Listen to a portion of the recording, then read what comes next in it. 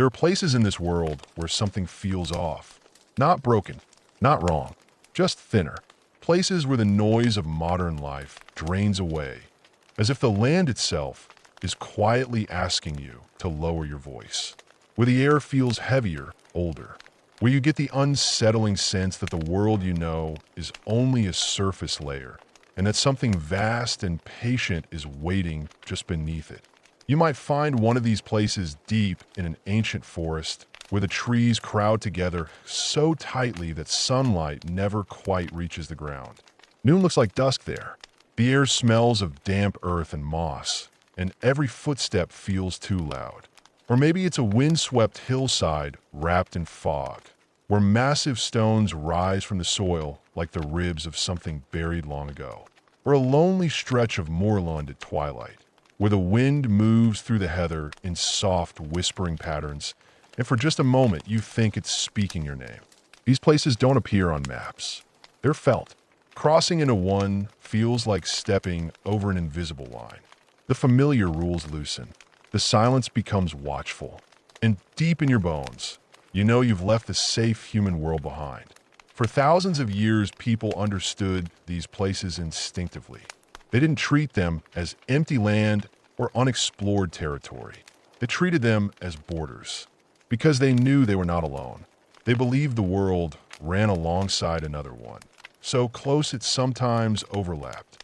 A hidden kingdom that shared the same hills, forests, and rivers, but existed just out of reach. And in that other world lived a people who were not human, yet not beasts. Beings possessed of intelligence, memory, power, and absolutely no obligation to care about us. To survive near them, humans learn caution, respect, silence. You never spoke their true name aloud. Names have power, and to name something is to invite its attention. Instead, you use softer titles, diplomatic ones, words chosen like offerings. The good neighbors, the people of peace, the gentry, and in the hills of Scotland, simply the wee folk. These weren't affectionate nicknames. They were shields, because to attract their notice was to gamble with your life, your sanity, or worse, your soul. What we now casually call fairies were never meant to be cute. The modern image, tiny winged creatures dancing on flowers, sprinkling glitter and granting wishes, is a comforting lie. The original stories were not bedtime tales. They were survival manuals. Warnings passed down in hushed voices meant to teach people how to live beside something ancient, powerful, and utterly alien. These beings were neither good nor evil. They operated beyond human morality, bound instead to laws older than history itself. And to break those laws, even accidentally, was to invite ruin. So who were they really? Fallen goats, spirits of the land, nature given thought and memory. To find the first and perhaps truest answer, we have to travel west, across the sea, to an island where myth still clings to the hills like mist. Ireland. Before history was written, before ink and parchment, there was memory. And before memory faded into legend, there were gods who walked the land openly. The Irish did not believe their fair folk were born from flowers or moonlight. They believed they were a defeated pantheon. They were called the Tuar de Danaan, the people of the goddess Danu. According to the old chronicles, they were not native to Ireland. They arrived from the north, from 4 great cities beyond the known world, bringing with them knowledge that bordered on the divine. Masters of craft and poetry, war and magic, healing and destruction. When they came, the legends say the sky darkened. A thick, unnatural mist covered the island for 3 days and 3 nights. Some believed the invaders had fallen from the heavens themselves. Others thought the world was ending. When the fog lifted, the Tuatha De Danann were already there, and they had burned their ships. This was not a raid. It was an arrival. They brought with them 4 treasures, artifacts so powerful they blurred the line between weapon and miracle.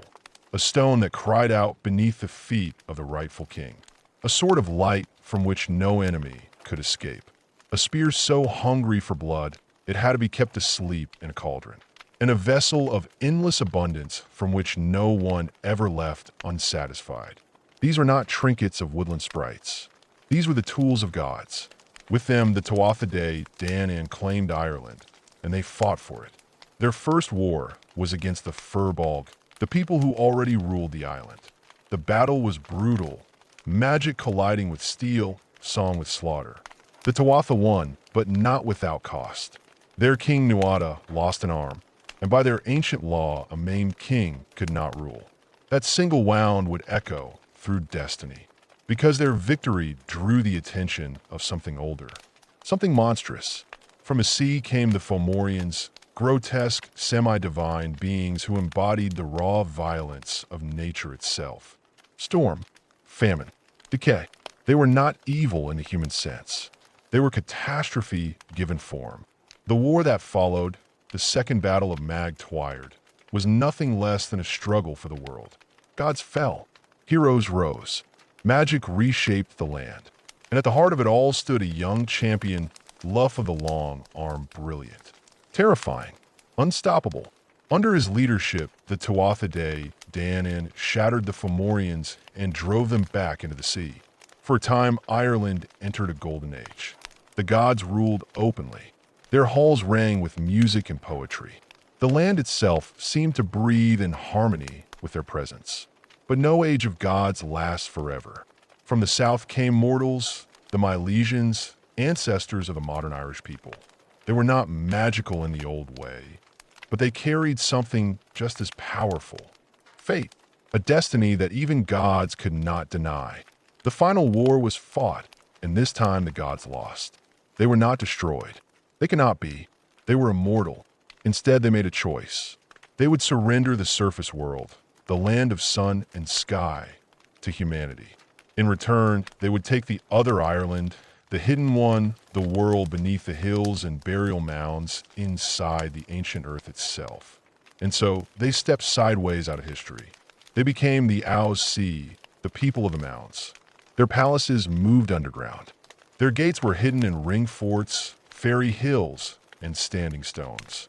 Their world continued, parallel, unseen, and dangerously close. This is where the fair folk were truly born, not as insects with wings, but as exiled gods, watching, remembering, waiting. The hidden kingdom of the fair folk is not a single nation bound by one crown or one purpose. To imagine it as unified is the first and most dangerous mistake a mortal can make. Beneath the green hills and inside the hollow earth lies a world fractured by an ancient divide, a split as fundamental as summer and winter, growth and decay, mercy and cruelty. This division shaped everything that followed. It determined how the fair folk dealt with each other and how they dealt with us. In the lore of Scotland, this divide is known by two names spoken with caution and dread: the Celely court and the Unseely court. Two rival powers, two philosophies of existence. Together, they form the beating heart of fairy myth. We begin where most mortals hope to encounter them, in the light. The Celely court, often called the Blessed Court, represents the fair folk at their most alluring and least immediately hostile. These are the beings closest to what modern imagination pictures when it hears the word fairy, though even that image falls tragically short of the truth. The Celely are not small. They are not fragile. They are tall, radiant, and terrible in their beauty. They appear as noble figures, human in shape, but sharpened into something more precise, more perfect, as if carved rather than born. Their presence bends the air. Their voices carry music that settles directly into the mind. To see one clearly is to understand why so many stories begin with fascination rather than fear. The Celely court embodies nature at its most generous. The long golden evenings of summer, the rain that saves the crops, the sudden bloom of flowers after hardship. They ride in great processions through the twilight, hunting across the borders of their realm, their horses never touching the ground, their laughter echoing like distant bells. But their beauty is not kindness. Their light is not warmth. It is power. The Celely are aristocrats of the old world, bound by honor, rank, and ritual. They do not help out of compassion. They help because the rules allow it, because respect has been shown, because the balance of obligation demands it. Their generosity is conditional, their mercy temporary. To them, humans are not equals. We are neighbors at best, animals at worst. A sea life fairy might bless a farm with abundance for a year, then ruin it the next because a promise was broken, a boundary crossed, or a word spoken carelessly. They are obsessively literal. Every bargain is exact. Every favor incurs a debt. Gratitude itself can be dangerous because to thank them too deeply implies subservience. And to imply subservience is to insult their rank. This is why the old stories never say a fairy did something good. They say the fairy was pleased, or satisfied, or amused. The danger of the Celely court is subtle. They do not usually destroy you outright. They ruin you politely, slowly, with perfect justification according to laws you never knew you were breaking. No story illustrates this better than the legend of the fairy midwife, one of the most widespread and consistent tales across the British Isles. The details change, but the warning never does. It begins on a night of bad weather, when the world already feels unstable. A midwife is summoned from her home by a well-dressed stranger, noble, urgent, and unsettlingly calm. He says his wife is in labor and needs help immediately. There is something strange about him, something too composed for the hour and the storm, but duty outweighs fear. The midwife follows. The journey is wrong. The road twists where it should not. The forest deepens unnaturally, or the stranger leads her straight into the side of a hill, and the earth opens as if it were only a curtain. Inside is not darkness, but light. A great hall gleaming with gold and fire, filled with people impossibly beautiful and utterly silent. She understands where she is. She understands she should not be there. But the woman in labor needs help. So she does her work. She delivers the child. She does not scream. She does not pray. She does not ask questions. And because of this, because she fulfills her role without panic or insult, the fair folk are pleased. As payment, the father gives her a pouch of gold and a small pot of ointment. He tells her to use it on the child's eyes. Nothing more, nothing less. But curiosity is human, and accidents happen. A single drop touches her own eye. In that instant, the world splits in two. With one, as she sees the mortal world as it always was. With the other, she sees the truth. The fair folk are no longer merely beautiful. They blaze. Their forms shimmer with an intensity that hurts to look at directly. She has been given the second sight. For a time, she keeps her secret. But eventually, inevitably, she makes a mistake. Days later, at a market, she recognizes the same fairy nobleman stealing food from a stall, unseen by anyone else. Forgetting herself, she greets him, asks after his wife, his child. The fairy turns slowly. His expression is not anger. It is astonishment. He asks a single question, "Which eye do you see me with?" When she points, he strikes her eye with his finger. Not violently, casually. The sight is gone forever. The gift revoked. The debt settled. The Celely court has rules, and they enforce them without mercy. If the Celely are danger wrapped in beauty, then the Unseely court is danger stripped bare. The name itself comes from an old word meaning unholy, and nothing about them is softened by charm or diplomacy. The Unseely court embodies nature at its most hostile. The killing frost, the spreading disease, the predator that hunts not because it is hungry, but because it can. Unlike the Celely, the Unseely are not interested in balance or bargains. They delight in harm. Their relationship with humanity is openly adversarial. They curse crops. They poison livestock. They stalk travelers and children. Where the Celely might punish you for a mistake, the Unseely will punish you for existing. Their ranks are filled with the most terrifying figures in folklore. Redcaps who stain their hats with fresh blood to stay alive. Black dog spirits with burning eyes. Hags and hunters that roam the night. And among them move the slew, the host of the unforgiven dead, souls too wicked for heaven and too cursed for hell. They travel in great flocks across the sky, hunting the dying, trying to steal souls before they pass beyond reach. But the greatest terror of the Unseely court is not a single creature. It is an event, the wild hunt. On storm nights, especially when seasons change. The sky itself becomes a battlefield.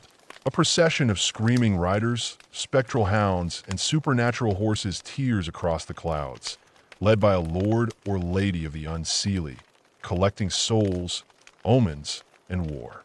To see the wild hunt is a sign of catastrophe. To be caught in its path is to vanish forever, torn from your life and forced to ride eternally, hunter and prey both. The Celely and Unseely courts are not good and evil. They are order and chaos, growth and decay, two halves of the same ancient force. And between them, mortals walk a narrow and fragile line. Because whether in light or shadow, one truth remains constant. The fair folk are governed by laws, and those laws do not care if you understand them or not. Long before iron churches rose and long before written law pretended to tame the world, people survived by learning rules that were never spoken aloud. These are not morals. They were not beliefs. They were survival instructions. The fair folk did not operate on human emotion or logic, but they were never random. That is the lie modern retelling spread. Chaos was never their nature. Precision was.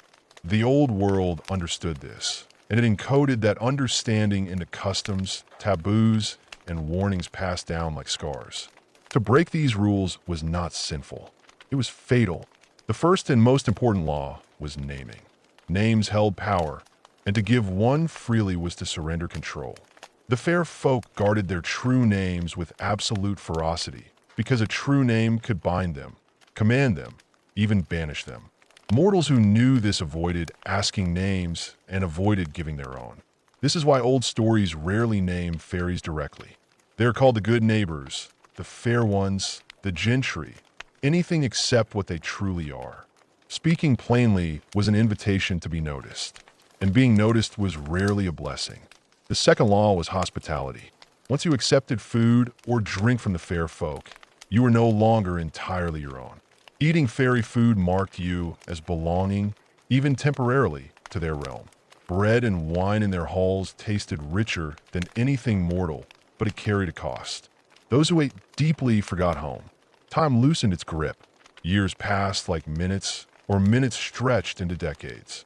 When such people returned, if they returned at all, they found their villages erased, their families buried, their names remembered only in songs. This was not punishment. It was consequence. You cannot belong to two worlds without losing one. The third law was iron. Cold iron repelled the fair folk, burned them, disrupted their power. No one fully understands why. Some believe iron represents human industry, the act of tearing metal from the earth and reshaping it by force rather than harmony. Others believe it is older, something fundamental in the structure of reality. What mattered was that it worked. Horseshoes over doors, iron nails and thresholds, knives carried on night roads. These were not superstitions. They were shields. Even the Celely court respected iron, keeping their distance, treating it as a boundary that could not be crossed without consequence. The fourth law was gratitude, and this one killed the most people. To say thank you seems harmless, polite, human, but gratitude implies a debt acknowledged, and a debt acknowledged can be claimed. In many traditions, the worst thing you could say to a fairy was thank you. Better to say nothing. Better to offer a gift in return, equal in value, and leave the exchange balanced. An unbalanced exchange meant obligation. Obligation meant ownership. The final law was time. Time did not behave in the fairy realm as it did in ours. It flowed according to emotion, attention, and story rather than seconds and hours. This is why so many tales end the same way. A person leaves for one night and returns to find centuries gone, or they stay what feels like years and return to find only days have passed.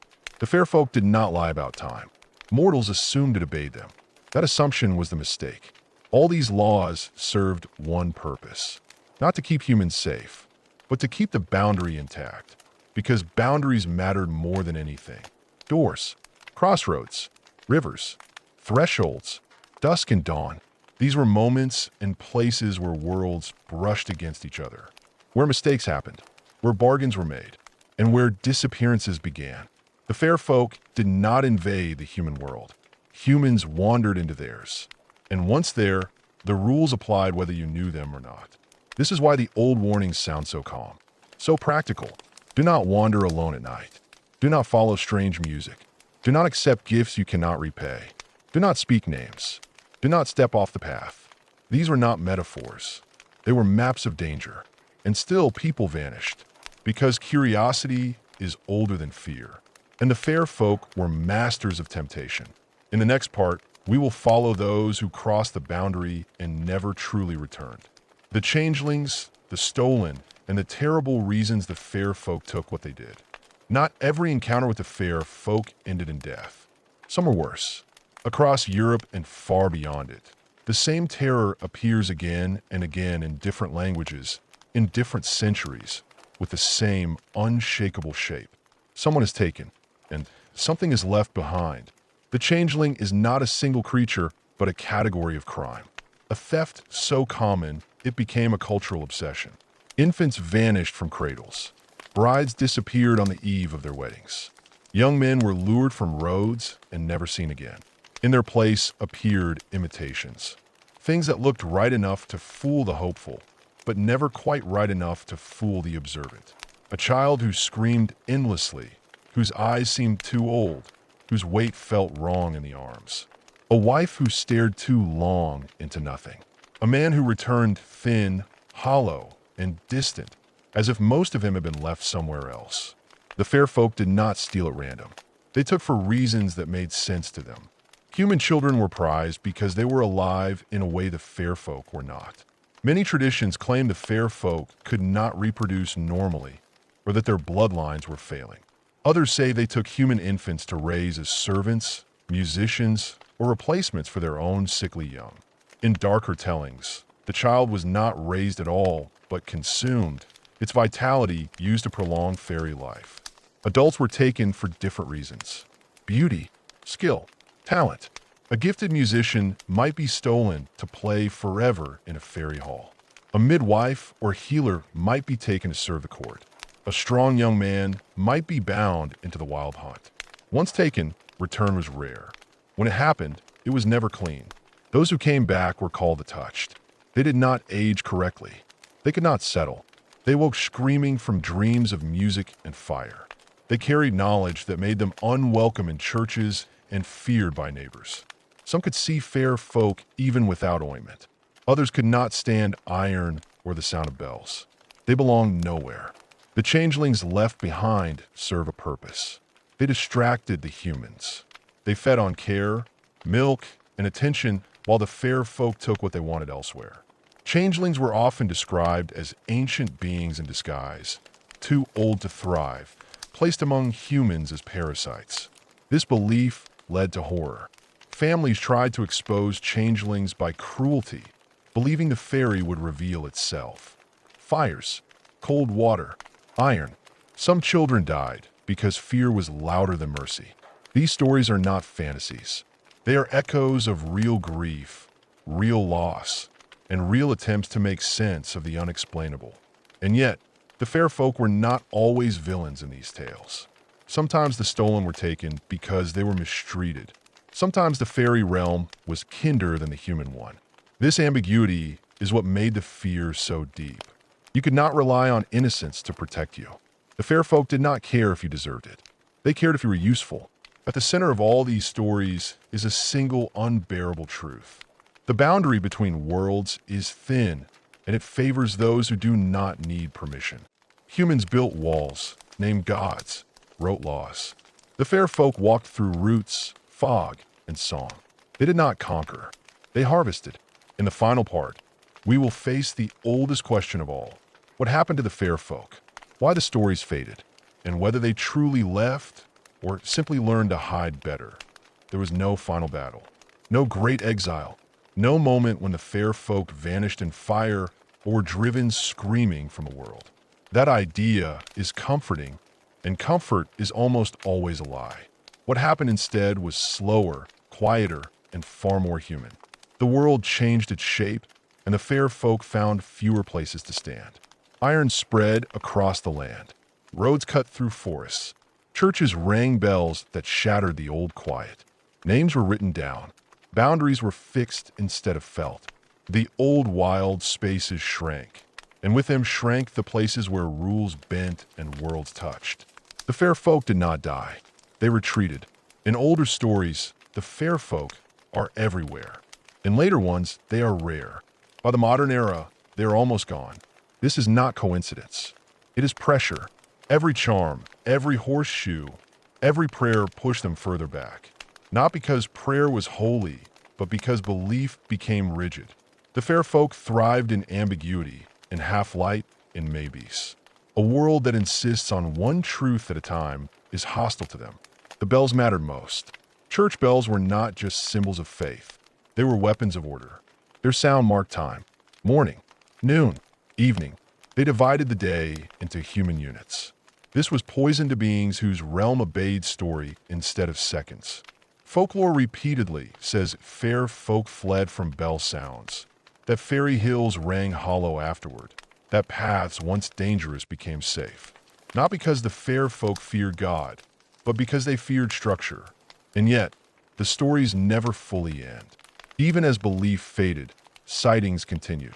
Lights in forests, music with no source, people losing time, children speaking of friends no one else could see. The fair folk did not vanish. They learned restraint. They stopped stealing openly. They stopped riding the sky. They stopped punishing loudly. A predator that survives learns when to stop hunting. Some traditions say they moved deeper into places humans cannot reach. Others say they learned to pass among us unnoticed. And some say something worse. But they are bound now, trapped by the very laws that once protected humans. But the old treaties broke both ways. No offerings, no bargains, no exchanges, silence on both sides. This is why modern encounters, when they happen, feel different, colder, less ceremonial, more like accidents than rituals. A person goes missing in a forest and is never found. A hiker swears the trail moved. A child insists they were gone for hours when the clock says minutes. There is no procession, no court, no explanation, only absence. The fair folk were creatures of relationship. Once humans stopped acknowledging the boundary did not disappear. It frayed, and frayed edges cut unpredictably. The old people used to say the fair folk hate to be forgotten, not because they need belief to exist, but because forgetting removes obligation. When no one remembers the rules, no one follows them. And when rules are broken long enough, something eventually responds. This is why the oldest warning still matters. Not believe in them. Respect the places where they might be. Do not mock the old stories too loudly. Do not assume the world is fully mapped. Because the fair folk are patient, older than fear, older than churches, older than names. And if they ever return to the open world, it will not be because they were summoned. It will be because the silence ended. Even after the silence, not everything stopped listening. That is the mistake modern people make. They assume disappearance means absence. But the old world never worked that way.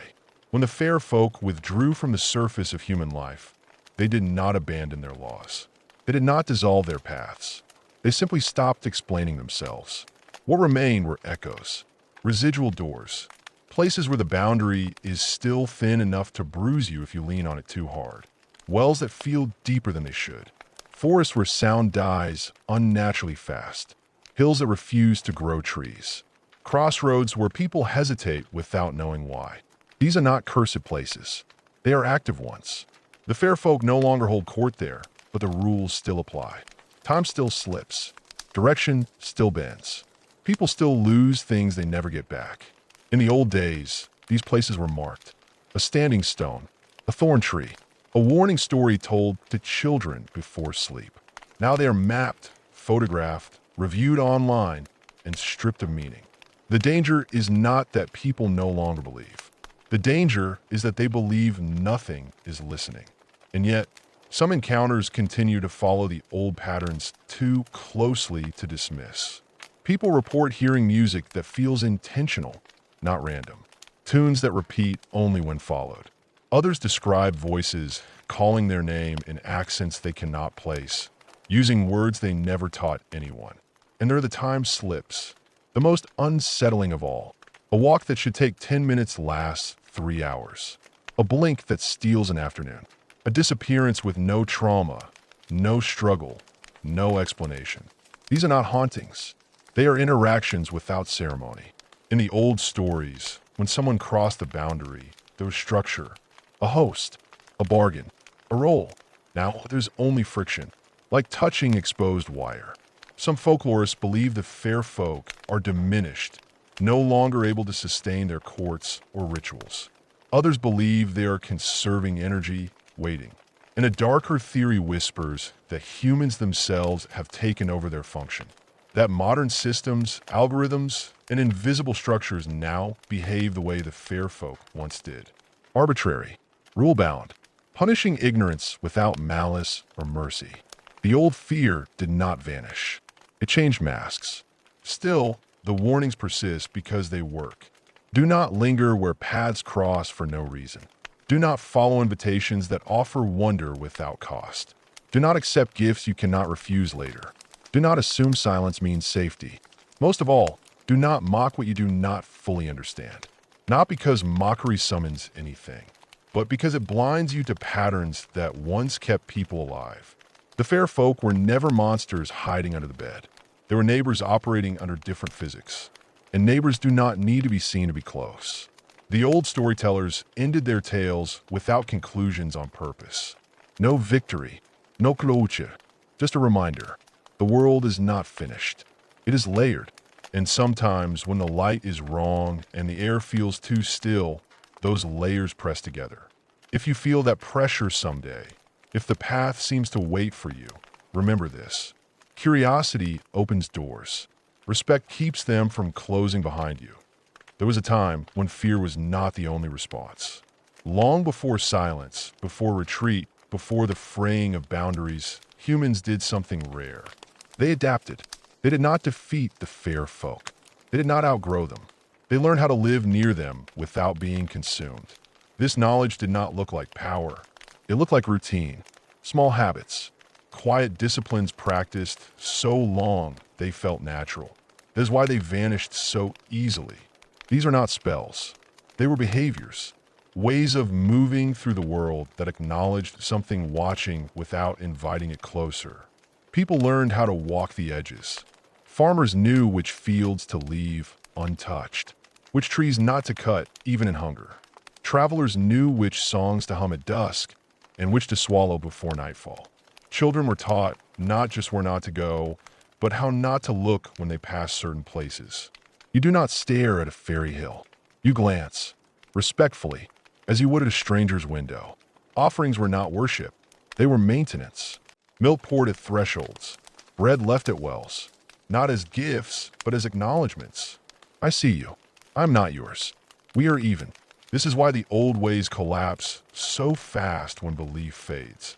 Because once offerings become superstition, they lose precision. And precision was everything. There were also people who went further. Not witches in the modern sense. Not sorcerers hurling power. These were negotiators. Boundary keepers. Individuals who understood the rules deeply enough to speak within them without being claimed. They were midwives, shepherds, musicians, storytellers. People who already moved between worlds by profession. Birth, wilderness, rhythm, memory. They knew when to speak and when silence was the only correct response. Some could sense when a place was active and redirect travelers casually without explanation. Others could recognize when someone had been touched and help them return just enough to survive.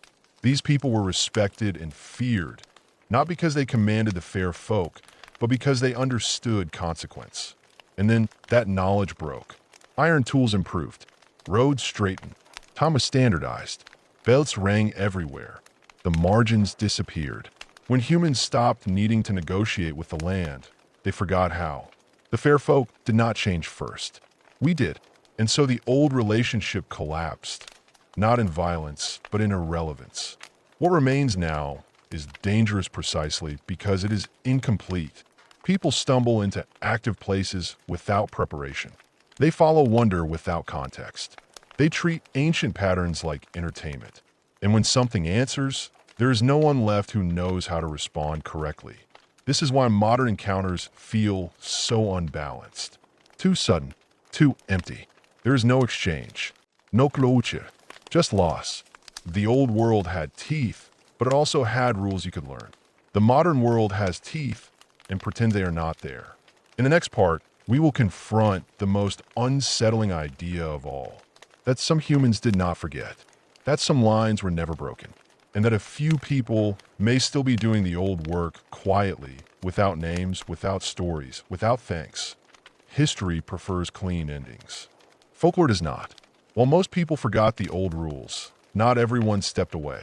Some stayed close enough to the boundary to feel it breathe. They did not announce themselves. They did not write manuals. They survived by being forgettable.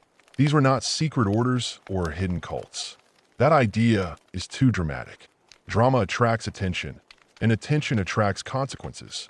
Instead, they were ordinary people with precise habits. The shepherd who never grazed his flock on one particular slope. The woman who always turned her coat inside out when crossing a certain bridge at night. The family that left one chair empty at the table on specific evenings without explaining why. Outsiders call these quirks, traditions, superstitions. The people practicing them knew better. They were not protecting themselves from monsters. They were maintaining boundaries. Over generations, these habits thinned but did not vanish. They hid inside etiquette, inside manners, inside phrases like better not or just in case. In some places, these people were quietly consulted. Not openly, not officially. Someone would ask why the baby would not stop crying, why the path felt wrong lately, why the cows refused one field but not another. The answer was never direct. It cannot be. Direct answers name things, and names draw lines too sharply. Instead, advice came sideways. Try a different road. Don't go out tonight. Leave it alone. The work was never about control. It was about deflection, keeping attention moving past humans instead of through them. There's a reason many of these traditions are strongest in border regions. Islands, mountains, old forests, places where land itself is liminal, where survival always required cooperation with forces beyond comfort. In cities, the line frays faster. Concrete is loud. Light is constant. Time is enforced. And yet even there, pockets remain. Abandoned lots where nothing grows. Stairwells that feel watched. Subway tunnels where sound carries wrong. The line adapts. The fair folk do not need forests if humans build new labyrinths. The unsettling part is this. Some people are born closer to the line than others. Not chosen, not gifted, just positioned. They notice patterns too easily. They feel wrongness early. They are told they are sensitive, anxious, imaginative. Many learn to ignore it. Some cannot. These are the ones who accidentally do the old work without knowing its name. Redirecting danger by instinct. Avoiding places at the right moment. Surviving things they cannot explain. They do not see fair folk. They do not hear music. They feel pressure and they step away. The line does not need belief to function. It needs awareness. And awareness is quieter than faith.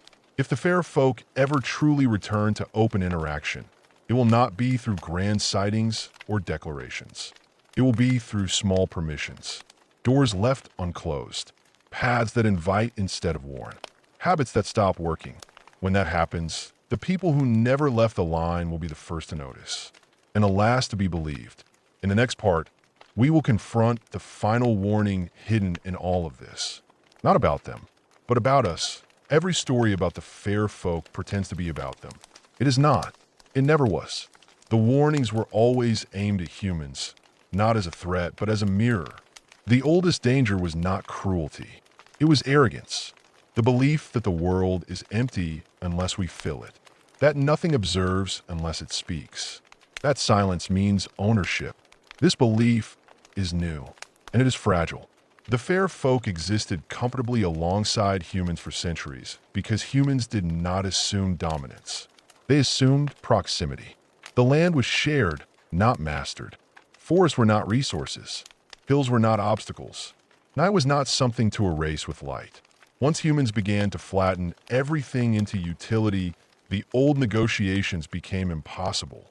Not because the fair folk demanded reverence, but because reverence creates pauses, and pauses create awareness. Without awareness, every boundary becomes invisible, and invisible boundaries are crossed constantly. Modern fear stories focus on monsters, but the old ones focused on mistakes. Stepping where you should not. Speaking when silence was safer. Accepting what was offered without asking what it cost. These are not supernatural lessons. They're human ones. The fair folk punished ignorance because ignorance collapses systems. In ecological terms, they were a corrective force.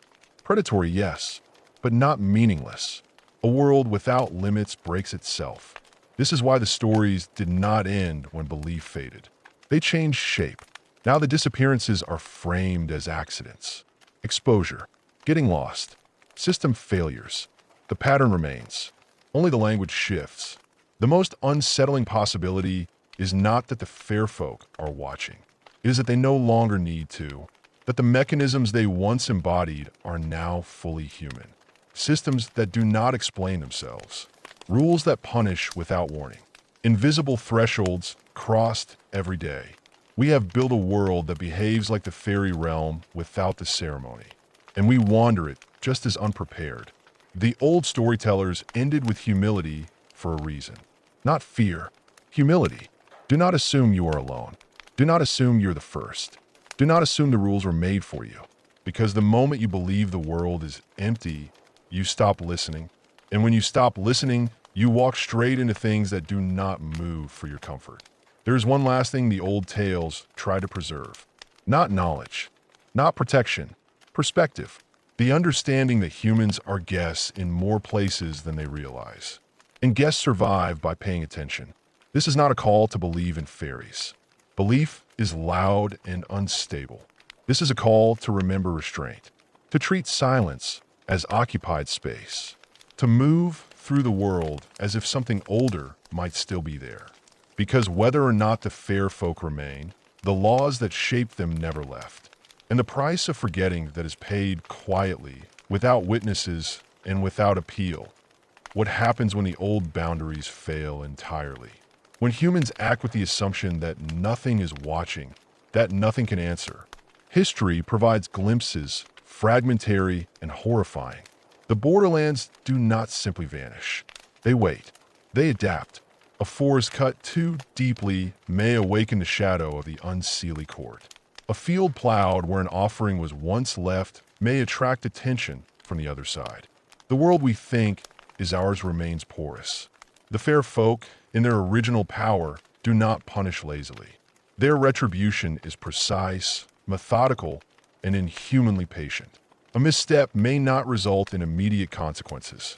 It may not even be noticed in a single lifetime. Sometimes, it takes generations for the imbalance to fully reveal itself.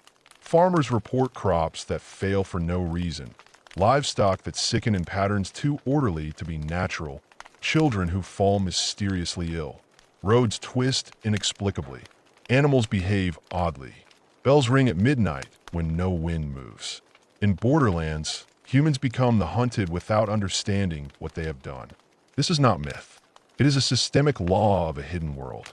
The line can be crossed, but cannot be broken. The fair folk do not fight in the way we understand. They correct. They rebalance. They enforce.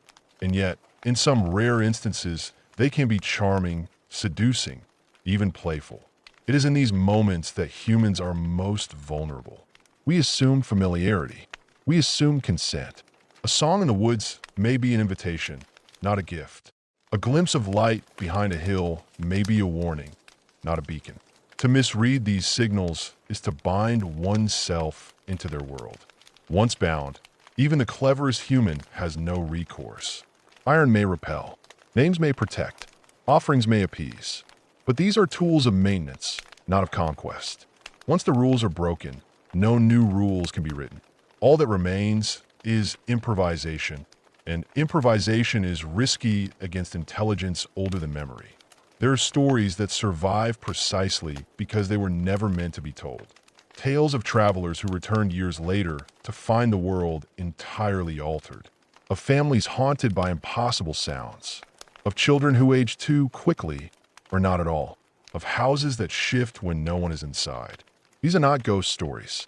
They are residual traces of a line being crossed, of a dialogue we interrupted, of the delicate treaty between our world and theirs unraveling. Even in a world of concrete, electricity, and perpetual noise, the old laws of the fair folk persist. They have not vanished. They have mutated. The forests may be gone, but the psychology, the instinctual recognition of thresholds, remains encoded in human behavior. In cities, it shows up as an unease in certain alleys, a shiver on the stairs, a sudden urge to change direction for no reason. In homes, it manifests in small rituals passed down generation without explanation. A broom placed across the doorway, a pinch of salt on the windowsill, a circle traced in chalk at night. These are survival echoes, subtler reminders of a system we no longer fully understand. The line between worlds still exists, but it no longer conforms to geography. It conforms to attention. Distraction and negligence allow cracks to form. People report bizarre coincidences. Lost items reappearing in impossible places, animals staring at empty corners, fleeting glimpses of shapes just beyond sight. Some of these can be explained by psychology or probability. Many cannot. Our rational mind tries to impose order, but the other world was never rational. Time remains fluid there. Space bends. Intent is tangible. To step too confidently into a space you do not fully perceive is to risk becoming part of its calculations. Even modern technology, ironically, interacts with these thresholds. Machines fail inexplicably near places of historic significance. GPS signals misbehave near ancient burial mounds. Cameras capture anomalies that vanish when inspected. Scientists label these errors as glitches, interference, or coincidence. But folklore would call them signs. Signs that the old world still occupies the same space as ours, not parallel, but interwoven in ways subtle and profound. Then there are those rare individuals born closer to the line than others, sensitive to anomalies, unable to ignore impossible patterns. They feel presences where others see emptiness. They dream in sequences that echo past events. Some go mad. Some become scholars, documenting experiences that defy explanation. Their lives are the thin edge of contact between the human and the fair folk. They are the unwitting bridge between eras, a reminder that even as humanity expands and dominates, there are gaps, thresholds, and boundaries that cannot be permanently erased. The fair folk themselves have adapted. The great halls of the Ishi may still exist beneath Ireland's hills, but they now extend in different forms. Subtle manipulations of perception, traces in dreams, small interventions that maintain the balance without announcing themselves. Their power no longer requires grandeur, because humanity's inattentiveness has done much of the work. The old cautionary tales now read like fables, but the underlying truth remains. Disrespect, neglect, or presumption invites consequences. In the end, the modern echoes are a challenge. They ask us, can we recognize thresholds in a world of noise? Can we respect what we cannot see, even when do not have to do? Can we remember that the world is older, stranger, and more alive than our understanding permits? The next part will explore the ultimate duality of the Celely and Unseely courts in the modern age, showing how both their light and darkness continue to influence humanity's perception of nature, morality, and power. The world of the fair folk is not static. Even as humanity built cities, railways, and factories, the courts of the other world continue to exist, shaping the threads of life in ways largely invisible. The Celely court, radiant and commanding, remains a guardian of the ordered, the beautiful, and the life-giving forces of nature. Their presence is subtle, often unnoticed until their influence is undeniable. A sudden harvest that thrives against expectation, a river that curves to spare a village from flood, a child who grows resilient under impossible circumstances.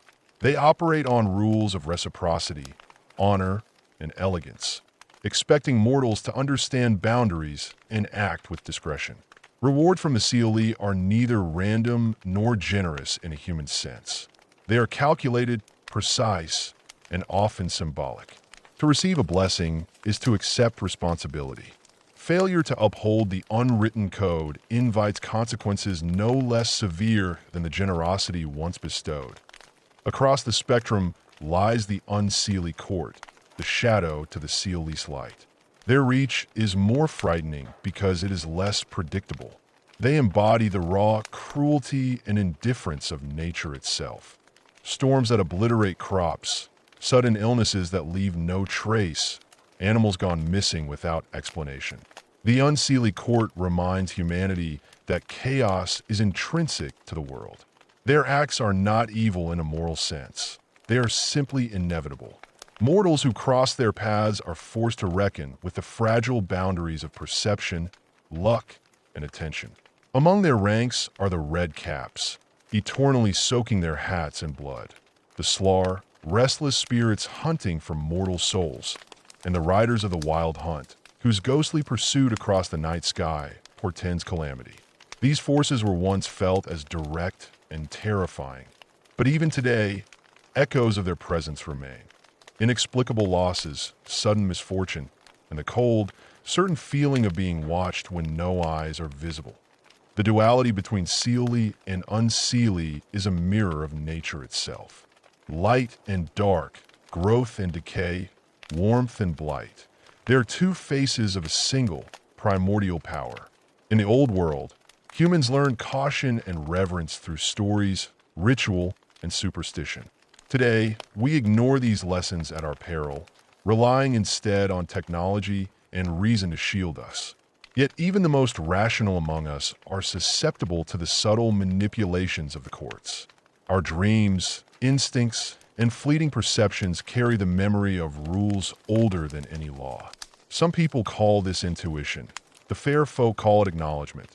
The modern challenge lies in recognizing these dualities within ourselves as well. Humanity is not separate from nature. It is a part of its system.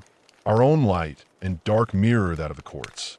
We cultivate gardens and cities, yet we ignore the consequences of our neglect. We chase order, yet chaos finds its way through the cracks. In this sense, the stories of the fair folk are not merely external myths. They are internal truths, warnings encoded in narrative, waiting to be remembered. Even in a world dominated by concrete, glass, and steel, the influence of the fair folk persists, though it has shifted from overt displays of power to subtle manipulations of perception. In modern life, encounters are rarely as dramatic as a wild hunt or a stolen child, yet they leave impressions just as profound. A sudden chill in a room, a misplaced object that appears in an impossible place, an inexplicable sense of being observed. These are the fingerprints of the other world. Our ancestors would have recognized them immediately.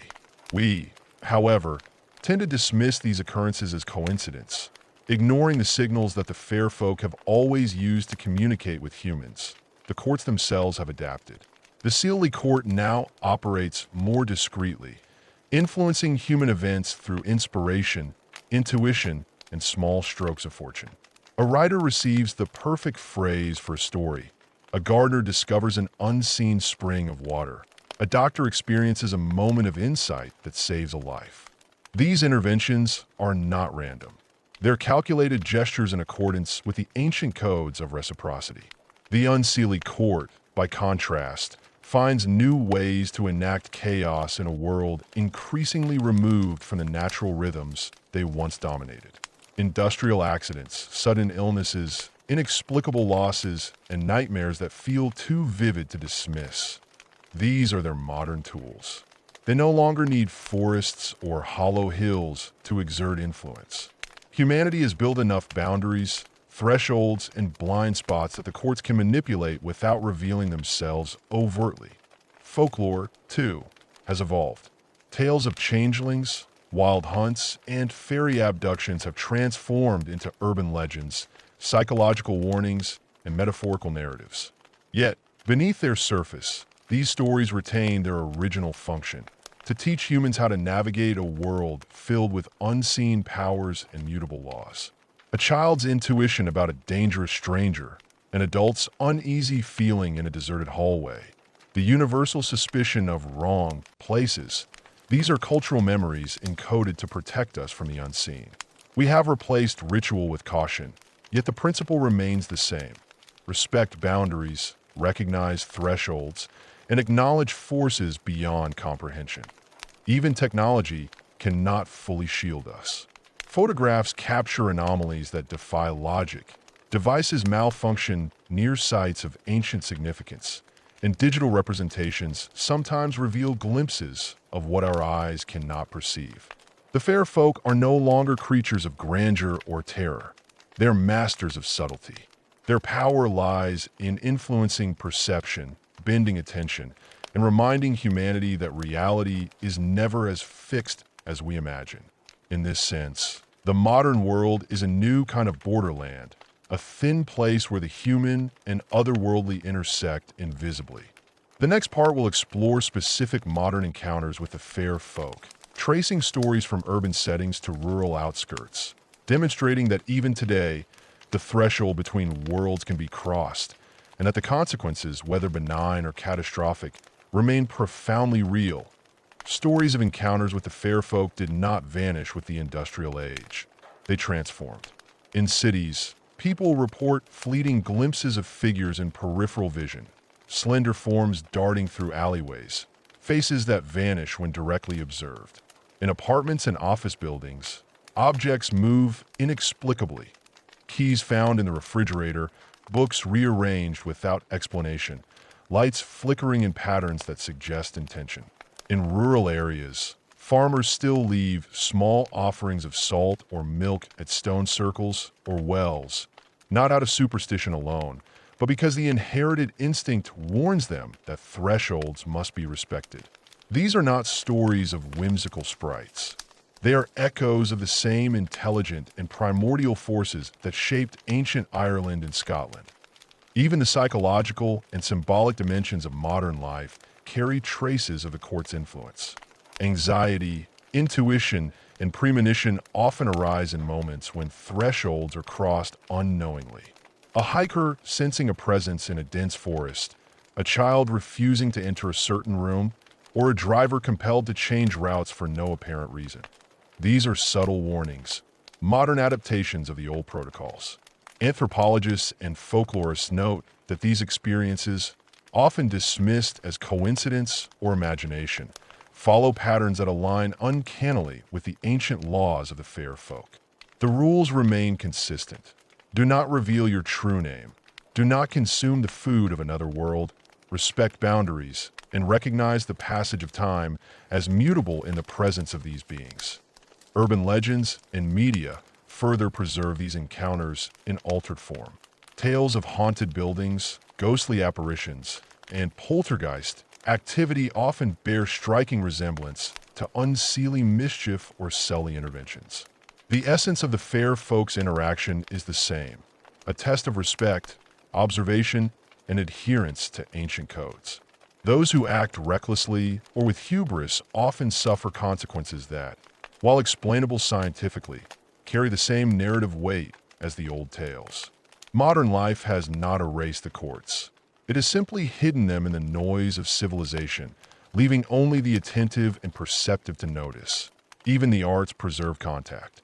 Literature, cinema, and visual media draw upon archetypal images of the Celely and Unseely courts, sometimes consciously, sometimes unconsciously. The fairy queen, the changeling, the wild hunt. These motifs continue to resonate because they reflect an enduring human awareness of thresholds and hidden forces. By consuming and recreating these stories, humans participate in a subtle negotiation with the otherworld, a modern acknowledgement of the ancient power that shaped the landscape of mind and spirit. The next part will trace the continuing relevance of fairy laws in contemporary society, highlighting how caution, respect, and recognition of invisible forces remain essential, even in a world dominated by science and reason. The laws that govern human interaction with the fair folk in the past have not disappeared. They have simply adapted to modern contexts. Cold iron, once hung over doorways or hammered into cradles, retains symbolic potency. In some rural areas, blacksmiths and farmers still carry iron charms or horseshoes, a ritual vestige of protection against forces that cannot be measured by science. Even in urban settings, the presence of iron, keys, nails, scissors remains a subtle boundary, a reminder that human ingenuity can disrupt the fragile balance of the other world. To the fair folk, iron represents control over the natural world, and its presence continues to influence their behavior, even if unseen. The second law, never consume the food of another world, persists in a symbolic sense. Modern humans are warned against taking things offered by strangers in isolated places or accepting invitations to places that feel off in ways that intuition cannot fully explain. It is a survival mechanism encoded over centuries of storytelling. A sip of water from an unmarked spring, a gift from an unknown host, or a meal offered in unusual circumstances may seem harmless, yet folklore teaches caution. The consequences may not always be immediate or physical. They often manifest in altered perception, misfortune, or lingering unease, modern echoes of the binding power of fairy sustenance. The third law, never reveal your true name, has subtle modern analogs as well. In an age of social media, oversharing, and digital surveillance, the principle resonates differently, but just as powerfully. Names, identities, and personal information can be exploited in ways that resemble the ancient fair folks' ability to summon, control, or curse. The underlying lesson remains consistent. To expose your essence to forces beyond your understanding is to invite risk. The fair folk of the modern world, like the Unseely court of old, continue to remind humans that some knowledge is dangerous, and that discretion is a form of protection. The fourth law, the treacherous nature of time, is perhaps the most insidious in the contemporary era. Humans remain vulnerable to moments when their perception of time diverges from reality. The uncanny sensation of lost hours, dreams that seem to span centuries, or obsessions that consume lifetimes in what feels like days. Even without leaving the modern city, one can experience a distortion of temporality, a subtle reminder that time is not solely a human construct. The fair folks' world remains adjacent, and crossing its threshold, even unknowingly, can rearrange the rhythm of life itself. The next part will explore modern interpretations of changelings, abductions, and encounters, showing that these ancient laws continue to manifest in ways both psychological and tangible, and that the human need to honor thresholds remains as vital as ever. The legend of the changeling has evolved but never disappeared.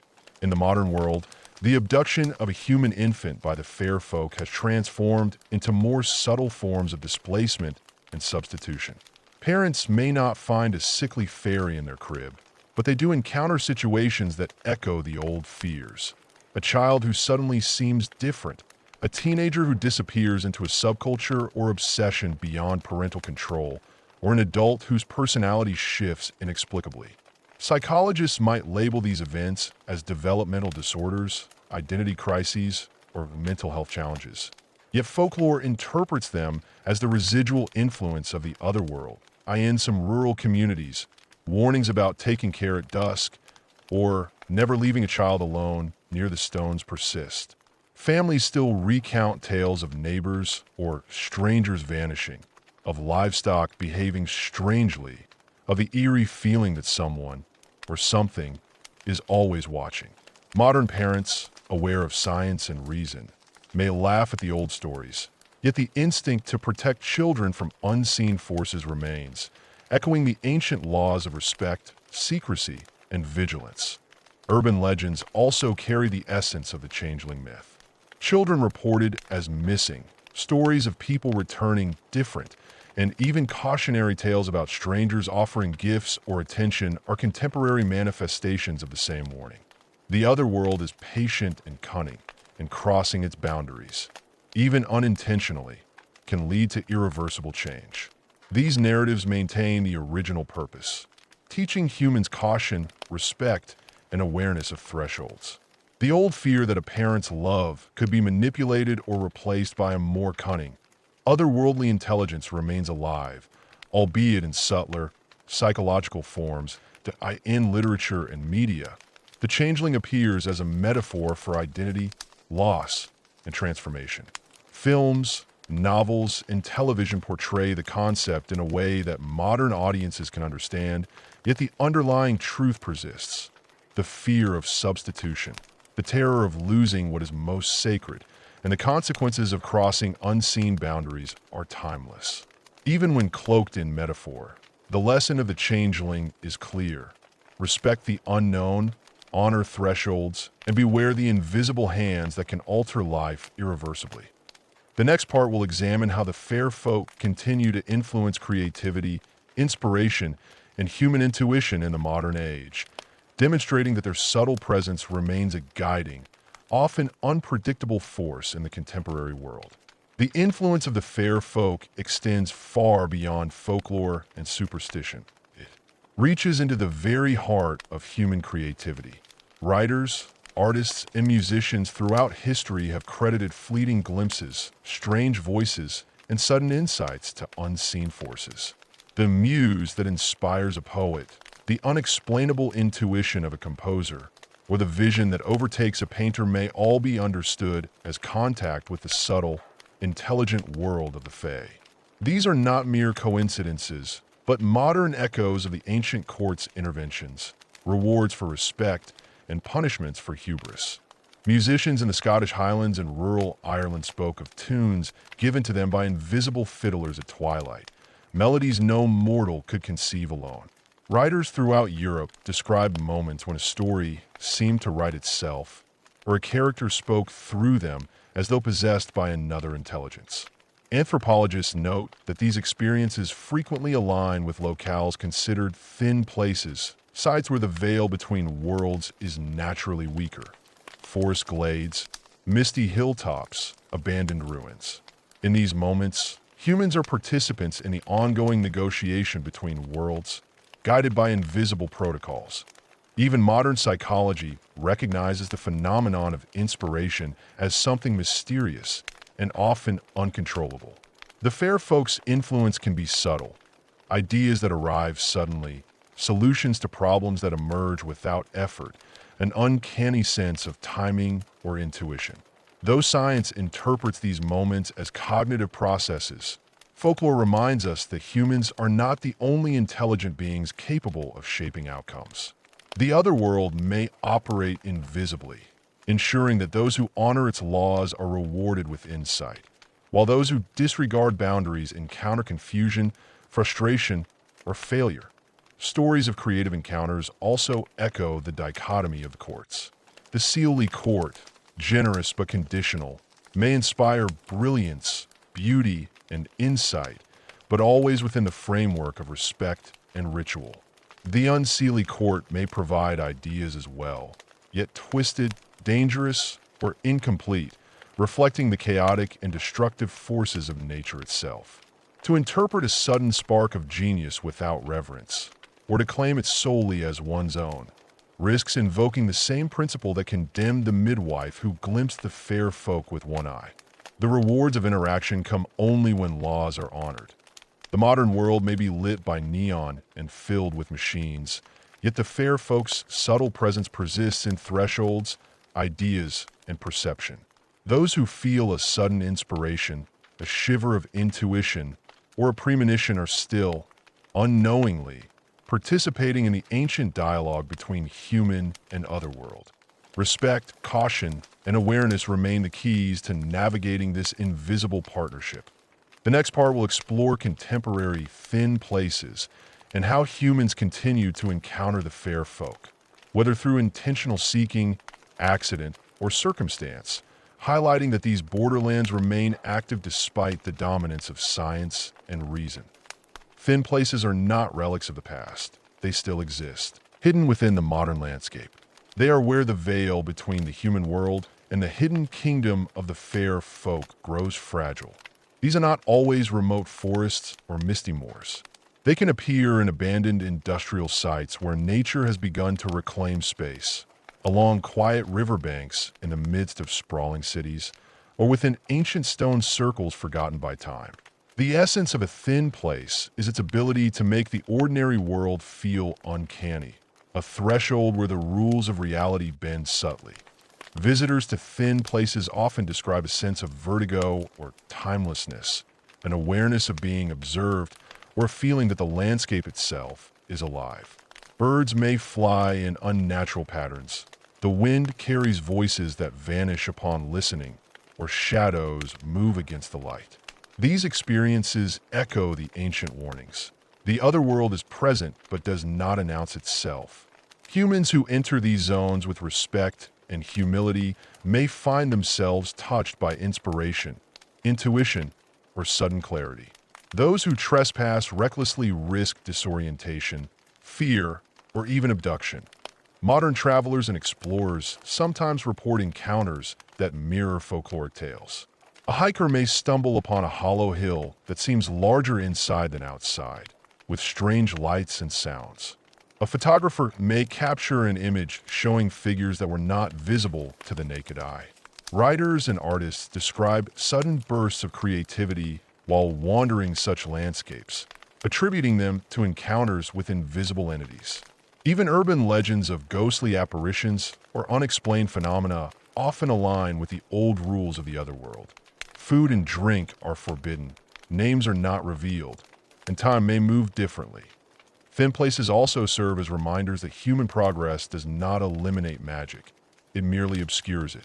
Concrete, steel, and glass may dominate the skyline, but where the ancient land persists, the otherworld remains. Forests may be replaced by parks, ruined castles by suburban homes. Yet the hidden kingdom still whispers in subtle, often overlooked ways. Respectful engagement with these spaces continues the tradition of caution, offering glimpses of a world that refuses to be fully tamed. The next part will delve into the role of storytelling, media, and folklore preservation in maintaining awareness of the fair folk, and how these modern myths continue the dialogue between humanity and the hidden kingdom. Storytelling has always been the lifeblood of the relationship between humans and the fair folk. Long before books, photographs, or digital media, stories were the vessels that carried knowledge of the otherworld across generations. Each tale was a carefully coded set of instructions: how to approach a hollow hill, which words to speak in greeting, the dangers of accepting food or revealing a name, and the consequences of disrespect.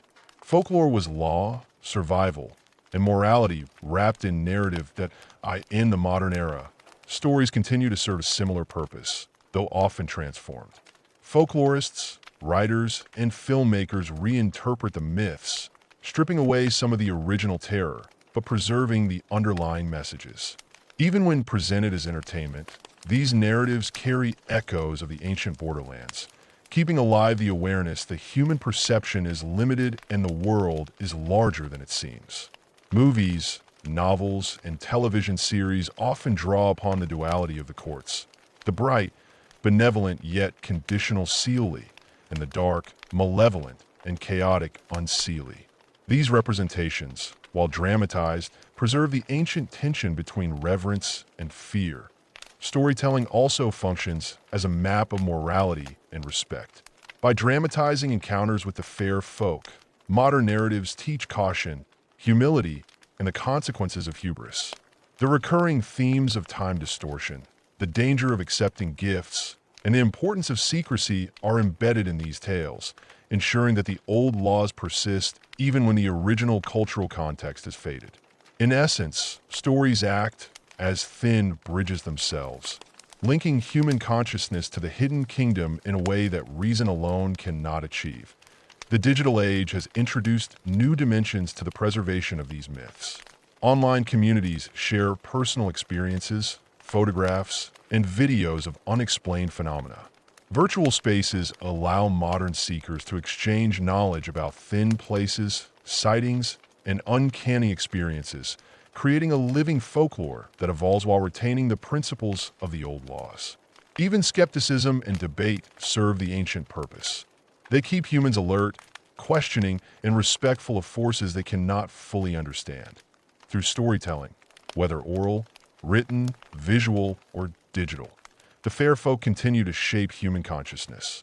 They are at once inspiration and warning, reminding us that the world is not entirely ours to command.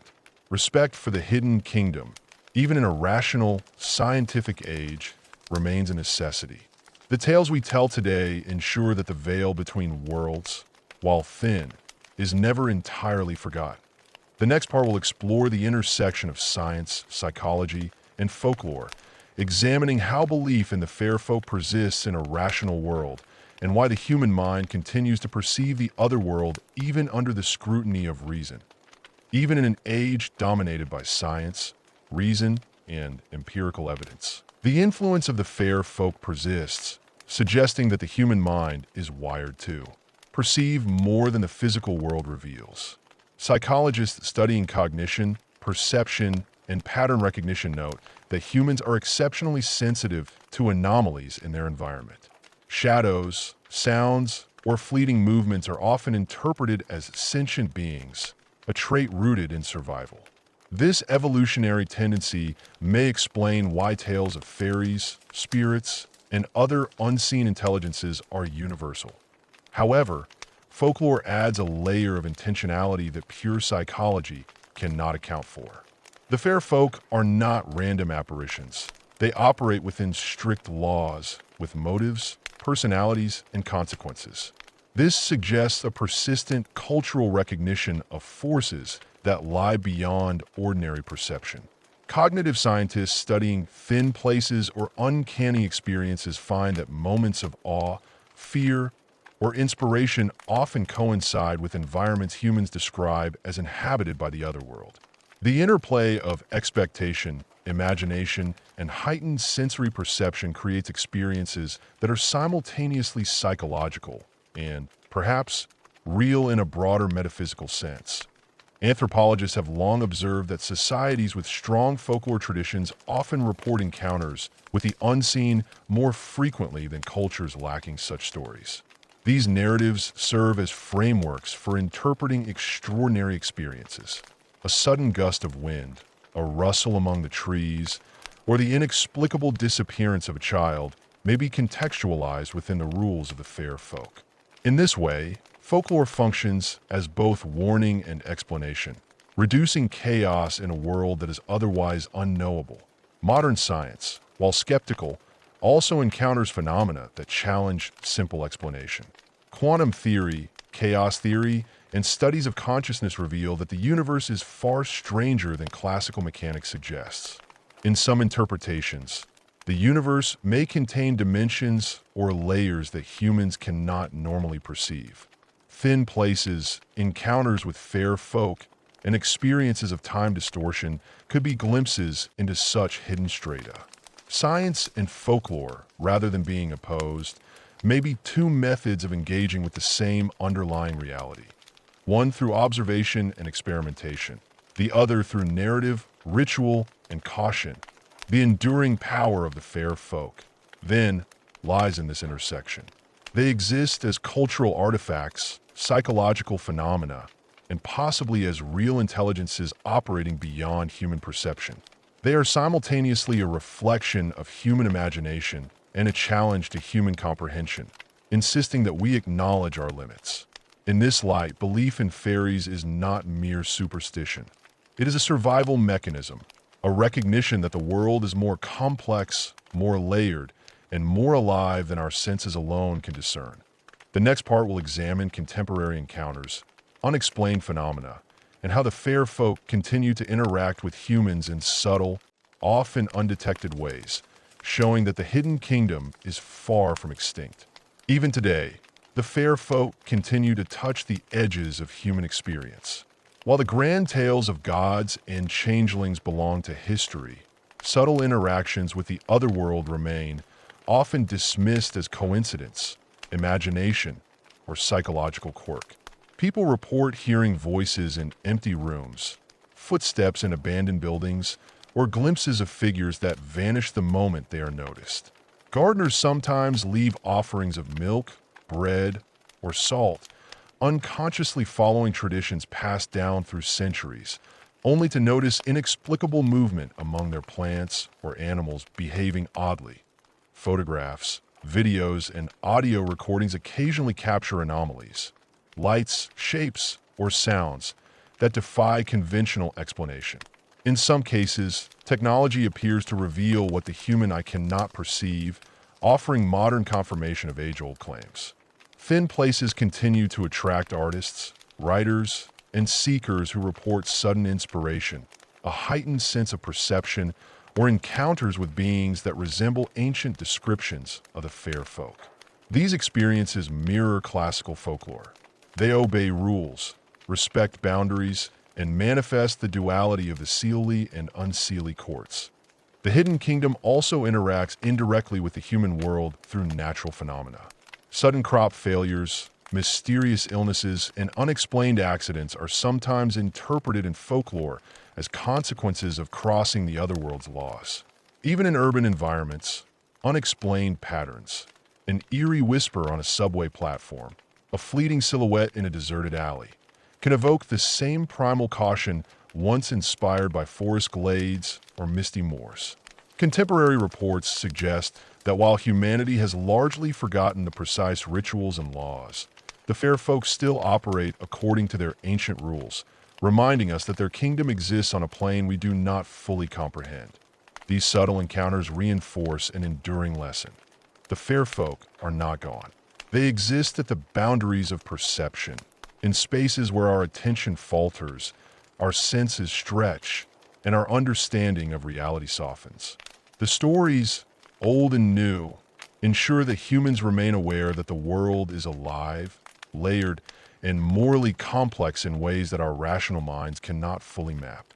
Encounters today, though quieter than those of centuries past, echo the timeless duality of awe and fear, light and shadow, gift and curse. The next part will explore how the legacy of the fair folk continues to shape art, literature, and modern culture, showing that the influence of these beings extends far beyond the narrow realm of folklore into the very imagination of humanity. The legacy of the fair folk has left an indelible mark on human creativity. From ancient bardic songs to contemporary novels, movies, and video games, the influence of these beings stretches across time and media. In literature, the fair folk inspire worlds of wonder, terror, and moral ambiguity. Writers like Shakespeare drew on folklore when crafting plays such as A Midsummer Night's Dream, blending comedy, romance, and fear to reflect the unpredictable nature of the otherworld. The fair folk appear as both playful tricksters and terrifying enforcers of ancient law, highlighting their duality and reminding audiences of the thin veil between human perception and the unknown. Illustrators and painters have long been captivated by the visual potential of the fair folk. In the Victorian era, artists transformed them into delicate, winged creatures inhabiting moonlit glades and flower-strewn meadows. This artistic reinterpretation sanitized centuries of terror into beauty, charm, and fantasy. Yet, even in these gentle depictions, traces of the original cautionary messages remain. The fair folk are capricious, their beauty misleading, and their power absolute. The allure of the hidden kingdom persists, drawing the imagination into spaces where reason loosens its grip. Cinema and television have continued this evolution. Films like Pan's Labyrinth and The Secret of Kells draw heavily on fairy folklore, blending history, mythology, and visual spectacle to evoke the presence of a world just beyond human perception. Video games, too, particularly those exploring magical or mythical landscapes, often recreate the delicate balance of light and darkness, blessing and curse, that defines the courts of the fair folk. These mediums allow audiences to experience, vicariously, the thrill and danger of interacting with a kingdom governed by alien laws. Music, too, preserves the memory of the fair folk. Traditional folk songs recount encounters with the otherworld, while modern compositions evoke the eerie beauty and menace of hidden realms. Across cultures, melodies serve as auditory portals, transporting listeners to liminal spaces where the laws of the ordinary world give way to the extraordinary. In all these expressions, a common thread persists. The fair folk are never fully tamed. Even when rendered as harmless, they retain the tension of mystery, reminding humans of the power that exists beyond their understanding. The cultural imprint of the fair folk ensures that, although industrialization, rationalism, and digital technology have transformed human life, the hidden kingdom remains alive in collective consciousness. Our fascination with them reflects a deep-seated need to acknowledge forces larger than ourselves, to confront chaos and beauty simultaneously, and to remember that the world is not entirely human-centered. The next part will explore the modern psychological and spiritual interpretations of fairy encounters, examining why belief endures and how these experiences continue to shape human perception and understanding of reality. In the modern era, encounters with the fair folk are often framed through psychology and spirituality rather than folklore. Cognitive science explains many reported experiences as manifestations of the mind's tendency to detect agency and pattern in ambiguous stimuli, a trait known as hyperactive agency detection. Shadows, fleeting movements, and sounds in peripheral vision are interpreted as sentient beings, a survival mechanism inherited from our ancestors. In this sense, the fair folk persist in human perception because our brains are wired to notice the unseen, to assume intention behind the unexplainable, and to react with caution or awe. Yet psychology alone cannot fully account for the enduring power of fairy encounters.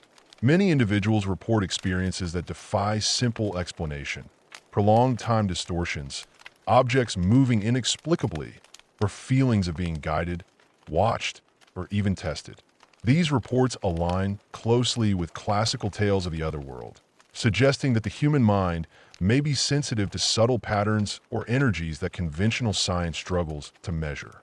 Neuroscientists studying altered states, meditation, and near-death experiences find that perception is far more malleable than once thought, leaving space for encounters with phenomena that feel as real as ordinary objects, even if their physical basis is uncertain.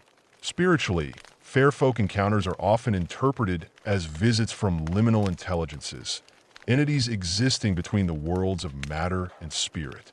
In traditions ranging from shamanism to contemporary animism, these beings are seen as guardians of thresholds, testing humans' respect for nature, ritual, and morality. Time spent in thin places, where the veil between worlds is delicate, frequently results in profound insights, artistic inspiration, or a sense of communion with forces beyond ordinary comprehension. This echoes the ancient role of the fair folk, not as mere tricksters, but as arbiters of knowledge, respect, and survival. In modern culture, many seekers consciously pursue encounters with the fair folk, using mindfulness, observation of natural patterns, and adherence to traditional etiquette. Offerings of salt, milk, or small tokens are still made in some regions, echoing practices that stretch back millennia. People report that such practices, whether symbolic or practical, often lead to experiences that feel meaningful and profound. The fair folk, it seems, have adapted to humanity's evolving consciousness, appearing less as corporeal beings and more as manifestations of liminal awareness, a bridge between the visible and invisible, the known and the unknowable. This enduring presence underscores a fundamental truth. Belief in the fair folk is not merely nostalgia or superstition. It is a recognition that the world contains layers beyond ordinary perception, that human beings are not the sole arbiters of reality, and that respecting the hidden kingdom, its laws, its balance, its mystery, remains relevant even in an age dominated by technology and rational thought. The next part will examine how environmental consciousness and ecological awareness intersect with the old laws of the fair folk, suggesting that their enduring myths offer warnings about humanity's relationship with nature and the consequences of neglecting the living world. The myths of the fair folk are not merely entertaining stories. They're profound ecological allegories. Across centuries, The rules and taboos surrounding interactions with the other world reflect a deep awareness of the natural environment and the consequences of human hubris. The prohibition against cold iron, the caution against eating fairy food, the strict codes of respect. These are not random superstitions, but symbolic reminders of the boundaries that must be observed to live in harmony with the land. Iron, the metal of human industry, represents the forceful domination of nature. To carry it or leave it exposed was to signal power over the natural world, which the fair folk, as embodiments of wilderness, would resist and punish. Similarly, the consumption of fairy food symbolizes the dangers of taking more than what the land or ecosystem can safely provide. Accepting what is not meant for humans, whether literal or metaphorical, binds one to the rhythms and rules of a system far older and more intricate than mortal understanding. Time in the fairy realm is another ecological metaphor. The slow and fast currents, the fluidity of days and years, mirror the long-term cycles of the earth, from the growth of trees to the migration of animals and the shaping of landscapes over centuries. By warning humans that the other world's time operates differently, folklore encourages a broader perspective, teaching patience, foresight, and respect for natural processes. The tales of the changeling, too, may be read as cautionary lessons about vulnerability, stewardship, and empathy. Misunderstandings between humans and the fair folk often arise from fear and misinterpretation, showing how ignorance of the natural world and its cycles can lead to tragedy. In this light, the myths function as both moral and ecological education. Observe, respect, and act thoughtfully, or risk disaster. The duality of the Celely and Unseely courts, gift and curse, blessing and destruction, mirrors the dual nature of the natural world itself. A forest can provide shelter and nourishment, or it can conceal predators and poison. Rivers bring life and trade, yet they can flood without warning. The fair folk are not merely magical beings. They are symbols of the balance of nature, reflecting humanity's perpetual negotiation with a world that is both generous and indifferent. In contemporary terms, the Hidden Kingdom reminds us that ecological collapse is not an abstract concept, but a direct consequence of disregarding the laws of a living, breathing world. Modern environmental crises echo the ancient warnings encoded in folklore. Forests felled without care, rivers poisoned, species driven to extinction. The fair folk, though mythic, embody a reality that science has only begun to articulate. That the natural world is intelligent, interconnected, and capable of responding to human actions in ways both subtle and catastrophic. The next part will explore the resurgence of fairy belief and mythology in digital media, virtual spaces, and online communities, showing how the otherworld has adapted to the 21st century while retaining its ancient lessons. In the 21st century, the hidden kingdom of the fair folk has found a new form of existence, the digital realm. Video games, virtual reality, and online storytelling communities have created spaces where the ancient rules of the otherworld can be explored safely, yet vividly. Players navigate enchanted forests, mist-shrouded hills, and labyrinthine fairy courts, often facing challenges directly inspired by the old taboos, resisting enchanted food, honoring ancient pacts, and avoiding time distortions that could trap them in an alternate reality. In this way, the otherworld survives not as a physical place, but as a persistent conceptual landscape, a cognitive ecosystem where human imagination maintains the veiled presence of the fair folk. Online forums and collaborative storytelling platforms have given rise to a new kind of folklore. Users recount personal encounters with digital fairies, sharing experiences of uncanny coincidences, unexplained phenomena, or eerie synchronicities. These modern encounters mirror historical tales, a shadow glimpsed in a peripheral screen, a digital avatar behaving with an intelligence that seems almost autonomous, or a message that appears just when it is needed, like a whispered warning from hidden court. The narratives often incorporate traditional rules. Do not give away your true identity. Do not accept unknown gifts. Respect boundaries. These virtual fair folk are the contemporary analogs of the Ishi and the Celely courts, reminding us that even in a world of ones and zeros, the archetype of the otherworld endures. Pop culture, too, continues to reinterpret fairy mythology for contemporary audiences. Television series, animated films, novels, and comics often blend horror, fantasy, and ecological allegory. The duality of the Celely and Unseely courts appears in the contrast between benevolent guardians and malevolent tricksters, creating stories that are thrilling, morally complex, and emotionally resonant. The fair folk become more than fantastical characters. They're lenses through which we examine human behavior, our relationship with nature, and the consequences of hubris. Even social media has a role in the survival of the hidden kingdom. Viral videos of supposed fairy sightings, mysterious phenomena, or abandoned spaces that feel haunted echo the same awe and caution found in centuries-old tales. Memes, art, and short stories keep the archetype alive, while discussions about the ethics of interacting with these beings, whether metaphorical or literal, demonstrate the continued relevance of their ancient laws. The digital age, paradoxically, has both tamed and amplified the fair folk. They are smaller, safer, and more accessible, yet their symbolic power, their ability to make us pause, to make us respect boundaries, to make us reconsider our place in the natural order, remains undiminished. The next part will reflect on how the psychology, mythology, and digital reinvention of the fair folk converge to illuminate a broader understanding of human culture, imagination, and the need for wonder. The story of the fair folk is, at its core, a story about humanity. Across millennia, their mythology has served as a mirror, reflecting our deepest fears, our moral uncertainties, and our desire to understand a world far larger and older than ourselves. They exist at the intersection of imagination and observation, a testament to the human ability to perceive hidden patterns and to ascribe meaning to forces beyond comprehension. In this sense, the fair folk are not simply creatures of folklore. They are projections of a human mind grappling with the vastness of nature, the fragility of life, and the mysteries of existence.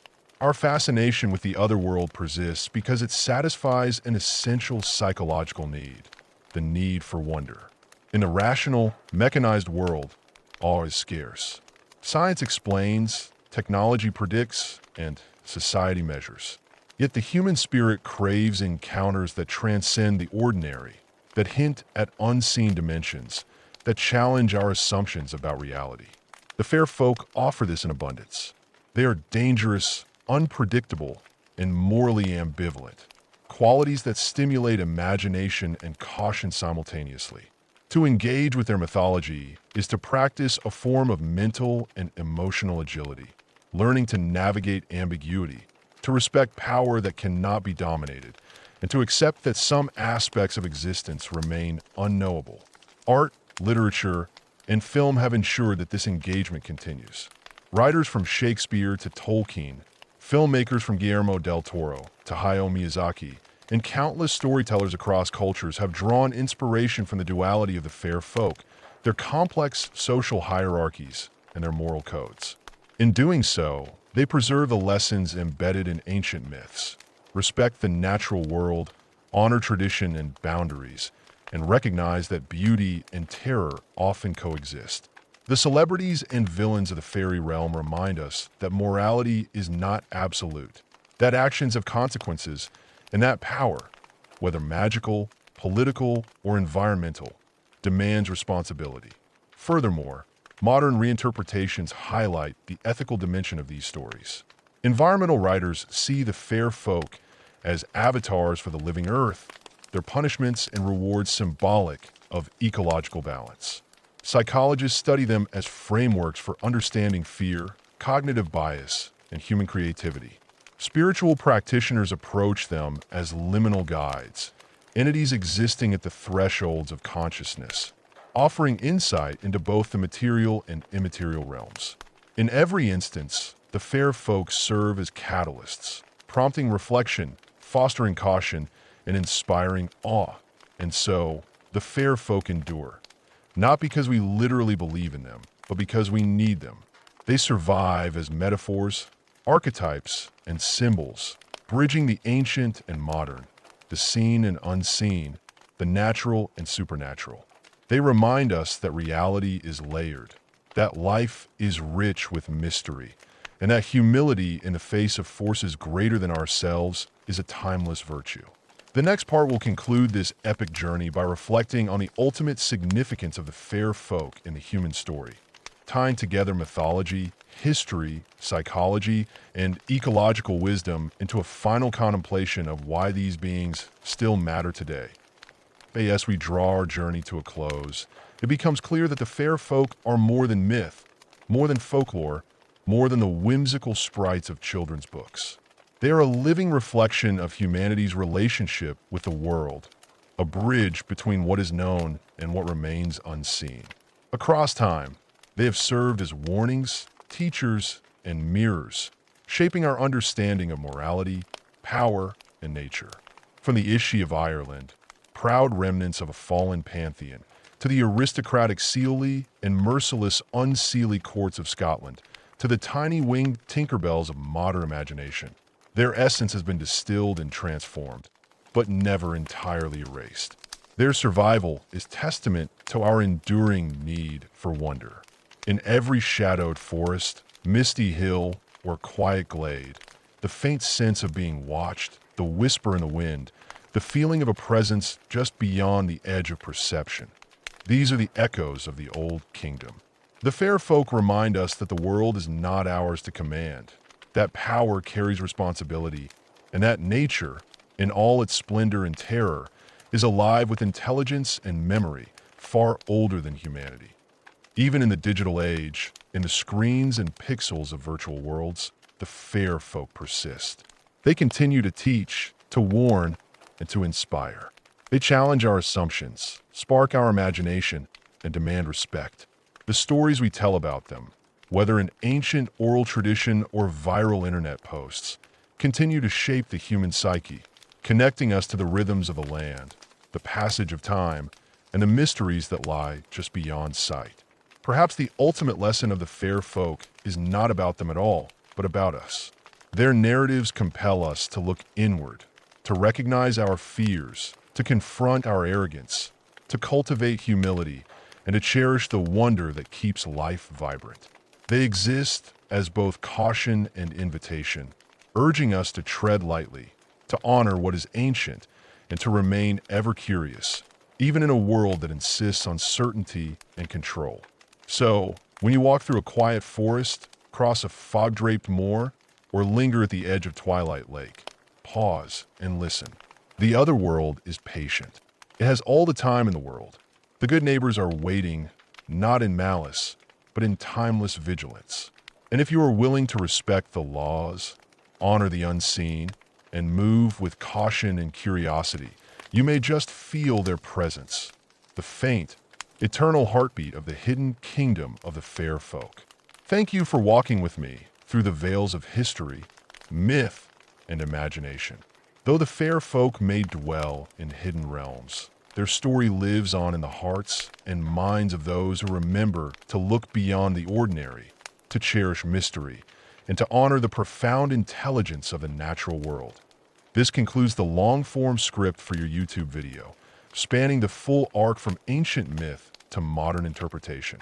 There are places in the world where reality thins, where the familiar hum of everyday life fades into something older, quieter, and infinitely stranger. A forest where the trees crowd together so tightly that the sun barely touches the earth. A hill wrapped in mist, its stones older than memory, standing like the bones of forgotten giants. Or a lonely moor at twilight, where the wind whispers a name you almost recognize, and the shadows seem to watch your every step. These are the borderlands, the thin places. They're not marked on maps. You cannot buy a ticket to them or cross a bridge into their domain.